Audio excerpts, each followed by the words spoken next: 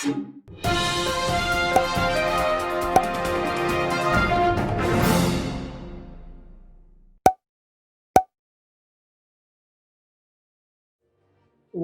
ਜੀ ਕਾ ਖਾਲਸਾ ਵਾਹਿਗੁਰੂ ਜੀ ਕੀ ਫਤਿਹ। ਸਤਿ ਸ਼੍ਰੀ अकाल, नमो बुधाय। जम्मू निवासी साथियों, अस्सलाम वालेकुम साथियों। वॉइस ऑफ मानवता न्यूज चैनल पर आप सभी का स्वागत है। मैं मेघराज सिंह अमेरिका से। साथियों, आप सभी जानते हैं कि वॉइस ऑफ मानवता उठाता है सबकी आवाज़, गरीबों की, मजलूमों की और सभी की आवाज़ उठाने की कोशिश करता है। तो हम एक प्रोग्राम लेकर हाजिर हुए हैं जिसमें आप सभी जानते हैं कि जो वॉइस ऑफ मानवता है उसने एक बहुत तगड़ा काम किया है कि आने वाले वक्त में भी ऐसे काम करते रहेंगे। एक हमारा जो बुक है जिसका नाम है साधु दयानंद और मेरा संवाद, इस पर हमने तकरीबन 5-6 पाठ कर चुके हैं। तो हमने बोला था कि हम इसमें आने वाले वक्त में क्वेश्चन आंसर इसमें स्टार्ट करेंगे इनके। तो साथियों, तो आप सभी को ये कैसा लग रहा है हमारा प्रोग्राम, इसमें ज़रूर अपने कमेंट बताएं और कमेंट में बताएं कि हम जो कर रहे हैं ये सही है कि गलत, क्योंकि हम अपनी तरफ से सही मानकर कर रहे हैं, लेकिन आप लोग इसमें कमेंट दें ताकि हम और भी इसको और बेहतरीन कर सकें। तो साधु दयानंद सरस्वती और मेरा संवाद ये पाठ चल रहा है। तो इसमें जो हमने बात की थी कि साधु दयानंद जी के पास में वह जो ज्ञानी दीप सिंह जी तो वहाँ पर पहुँचे। पहुँचने के बाद में जिस वक्त उन्होंने सवाल जवाब स्टार्ट किए, तो देखें कि क्या कौन से सवाल जवाब करते हैं और उनसे जो बातचीत की थी वो हम आप सभी के सामने रख देते हैं। तो उन्होंने कहा है, जब हमें बैठकर लगभग 20 मिनट बीत गए तब भाई जवाहर सिंह जी ने मेरी ओर देख कर संकेत किया कि मैं कुछ पूछूं। इस पर मैंने आगे बढ़कर कहा, स्वामी जी, मैं आपसे प्रश्न करना चाहता हूँ। यह सुनकर उन्होंने कहा कि पूछो पूछो, क्या पूछते हो। तो मैंने प्रश्न किया, बताइए इस जगत का रचयिता कौन है। मेरे कथन को सुनते ही उन्होंने कहा, जगत का रचयिता ईश्वर है। तो आगे सवाल हमने यहाँ तक पढ़ दिया था, अभी आगे सवाल करते हैं क्या पूछे। तब मैंने पूछा कि ईश्वर एक जगत को अपने आप से अर्थात अपने अंदर से पैदा करता है अथवा अपने से भिन्न किसी और वस्तु से पैदा करता है। यानी कि इसमें बहुत तगड़े ज्ञान की बात बताई उन्होंने। पूछा जिस वक्त तो उन्होंने कहा ईश्वर जो है वो वाहिगुरु जो है, अल्लाह गॉड जो भी है, वो अपने अंदर से पैदा करता है या मतलब इसको सृष्टि को कैसे पैदा करता है। तो उसके स्वामी जी के आंसर है, सुनिए। इसका उत्तर पंडित जी ने उस समय यह दिया कि ईश्वर अपने आप में से कहाँ से पैदा करेगा, क्योंकि वह तो निराकार है, किंतु चारों परमाणुओं तथा सृष्टि की रचना करता है। तब फिर उन्होंने पूछा, तब मैंने फिर प्रश्न किया कि वह परमाणु कहाँ से लाता है जिनसे वह जगत की रचना करता है। यानी कि तर्क पर तर्क ये सवाल जो किए हैं ये बहुत बेहतरीन सवाल किए हैं और ऐसे सवाल ज्ञान निकलता है। और चाहे इसका एंड जो हो मर्जी हो, लेकिन ज्ञान की बातें हैं इसमें। इस बात को सुनकर पंडित जी बोले, ईश्वर तृण रेणु जो आकाश में भ्रमण करते हैं और दिखाई देते हैं, इनको ही आपस में मिलाकर दिव अणु तणु बनाकर जगत की रचना कर देता है। तब ज्ञानी जी ने बोला, इतना सुनकर मैंने जान लिया कि पंडित जी न्यायिक मत पर चलेंगे। इसलिए मैंने ये पूछा कि परमाणु कितने हैं जिनमें ये प्रपंच बनता है, जिनसे प्रपंच बनता है, तथा उसके द्वारा ईश्वर जिस जगत की रचना कर लेता है, इसका कर्म विस्तार सहित बताएं। इतना सुनते ही पंडित जी कहने लगे कि आकाश और में पृथ्वी, जल तथा वायु के परमाणु सूक्ष्म रूप होकर फैले हुए भ्रमण करते हैं, जिनको ईश्वर ने अपनी शक्ति द्वारा पृथक मिला दिया।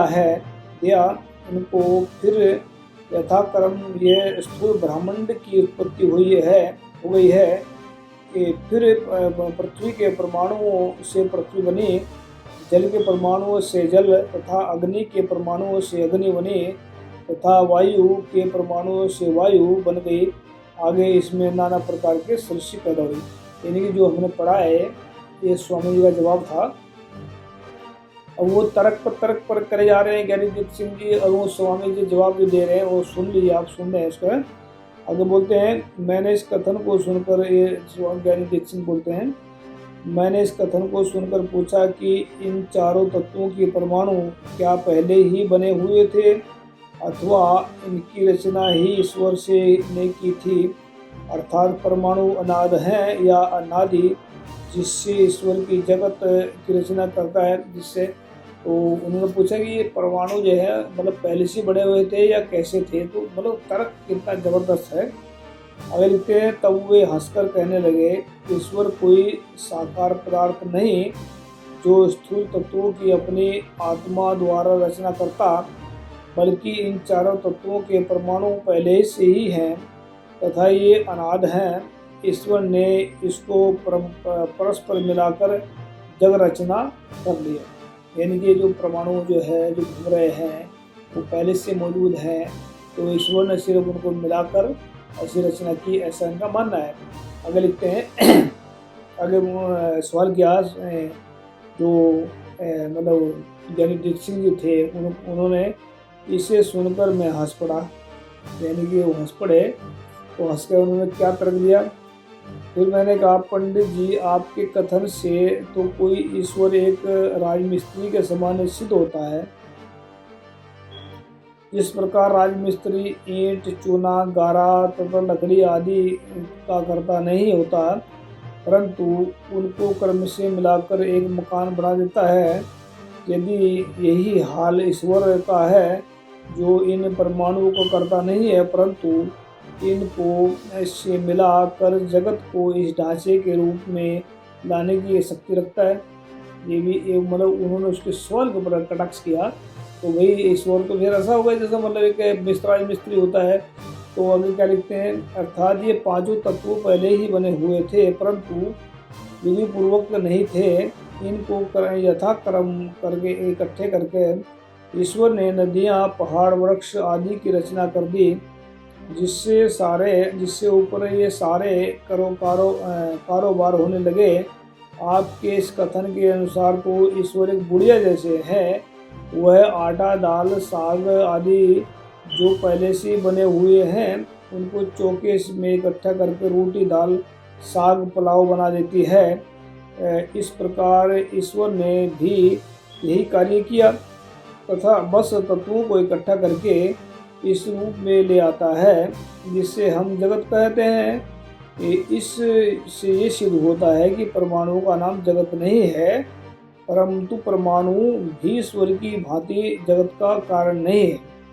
तो ये तर्क रखा उन्होंने उसके सामने। एक भी ऐसा है, अगर ईश्वर ने परमाणु जो नहीं बनाए तो उसने फिर तो बुढ़िया के जैसे मतलब सामान घर में रखा लाकर औरत की हमने पढ़ा इसमें कि तो ऐसा तर्क रखा सामने। तो क्या कहते हैं आगे, यदि इस बात को मान भी लें तो ईश्वर की वृद्धि एक रसोई बनाने वाली बुढ़िया जितनी ही प्रतीत होती है, इससे अधिक नहीं जान पड़ती। आगे लिखते हैं, आगे बोलते हैं, पंडित जी मेरा इतना कहने पर पंडित जी कुछ गुस्से हुए तथा तनिक हंस पड़े। फिर बोले, तुम जो ईश्वर की बुढ़िया से तुलना करते हो उस बुढ़िया से जगत की रचना करवा दो। यानी कि अगर तुम ईश्वर की बुढ़िया से तुलना कर तो जगत की रचना करवा दो तो जिससे तुम्हारा पक्ष सिद्ध हो जाए। आगे बोलते हैं, क्या बोलते हैं ज्ञानीदीप सिंह, मैंने कहा यदि आप बुढ़िया से जगत की रचना करवाना चाहते हैं तब आप भी अपने ईश्वर द्वारा थोड़ी सी आलूओं की सब्जी तथा मीठा पुलाव बनवा दीजिए। यानी ये तर्क ही चल रहा सारा कुछ, उनकी डिस्कस के लिए लंबी है। तो आगे बोलते हैं, लिखते हैं, इसका उत्तर स्वामी जी ने केवल इतना ही दिया, क्या ईश्वर साकार है? कि ईश्वर साकार है जो रसोई बनाए। इस पर मैंने कहा कि बुढ़िया निराकार है जो आपके कथन अनुसार जगत बनाए। आगे लिखते हैं, मैंने आगे कहा कि फिर भी बेचारी से बुढ़िया घर के सारे कार्य करती है तथा हीरो जैसे बच्चों को जन्म देती है जो बड़े बड़े सूरवीर पंडित तथा हट्टी तपस्वी जीते होकर संसार में अपने नाम को सूर्य की भांति प्रकाशमान करते हैं। फिर क्या ईश्वर एक हांडी दाल की नहीं पका सकता?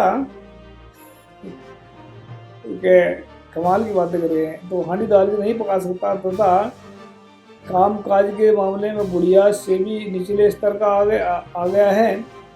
इतनी बात सुनते ही वे हंस दिए, कहने लगे, भाई हमारे ईश्वर तो चावल पकाए नहीं जाते, हमारे ईश्वर से चावल नहीं पकाए जाते, जाओ तुम्हारी बुढ़िया ही अच्छी है। मैं समझ गया। फिर आगे वैज्ञानिक दीक्षित लिखते हैं कि मैं समझ गया स्वामी छेड़छाड़ पर उतर आए। मैंने कहा, ईश्वर निराकार होते हुए भी पहाड़ों की रचना करता है, इनके अनेक प्रमाण हैं, परंतु वह बुढ़िया की भांति एक दो छटाक की रोटियां नहीं बना सकता। इससे विषय में आप क्या कहते हैं? इतना सुनकर वे तनिक घबराए। फिर उन्होंने एक दांव खेला। उलट कर मुझे पूछने लगे, भाई तुम्हारा वास्तविक तात्पर्य क्या है, उसे समझ करो। यानी कि उल्टा उनको दबा दिया कि आप जो आपका जो मतलब है उसको मतलब स्पष्ट करें क्या है।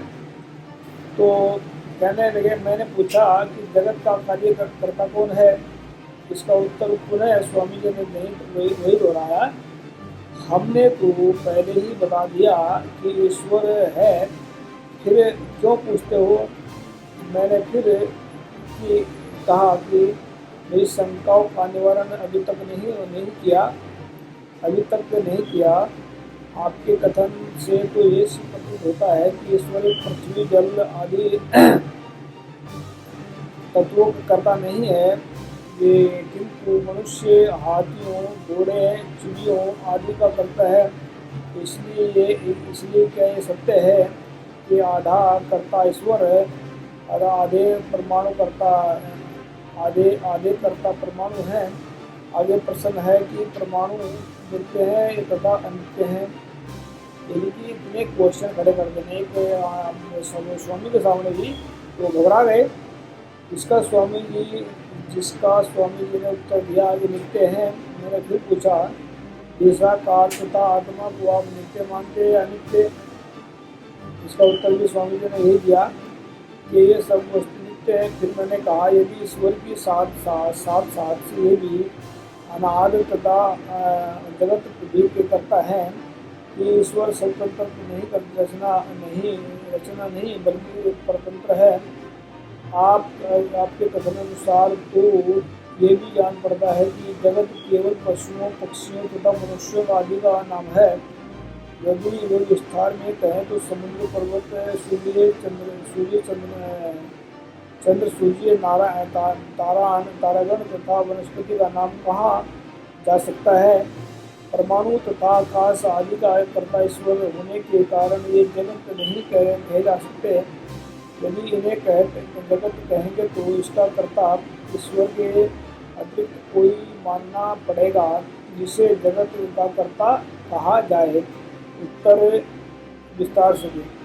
मेरा भी कहते स्वामी जी का बोलते हैं, मेरी इस बात से कुछ खिंच कर बोले, हम तो यही जानते हैं। यानी कि बात को टाड़ करते हैं, उन्होंने कहा हम यही जानते हैं। आगे कहते मैंने कहा केवल कहना इसका उत्तर नहीं है। बस क्रोधित होकर बोले, जाओ आप कह दो कि हम जीत गए और स्वामी जी हार गए। यानी कि बाद में लास्ट में कहने के आप यही बोलते जब उनको उत्तर नहीं आया। तो मैंने कहा, कहना क्या है जी? दीक्षित जी कहते हैं कि मैंने कहा कहना क्या है जी? ये तो वही बातें हुई। सुंदर दास प्रसिद्ध दिखावत धान का खेल प्रणाली से जानू। तनाव बढ़ता देखकर भाई जवाहर सिंह तथा सरदार अतर सिंह जी जलवाद किशनपुरा ने मुझे चुप करवा दिया। संध्या होने के कारण हमें अपने डेरे पर आ गए। उस दिन की चर्चा द्वारा हमें ये पता लग गया कि ये स्वामी भले ही विद्या तो पढ़े हुए हैं, परंतु इन्हें अनुभव नहीं है, बस लकीर के फकीर हैं। फिर कभी फिर टकराएंगे। तो आने वाले वक्त में हम दूसरा जो द्वितीय शास्त्रार्थ जिनके साथ में हुआ था उस पर बात करेंगे।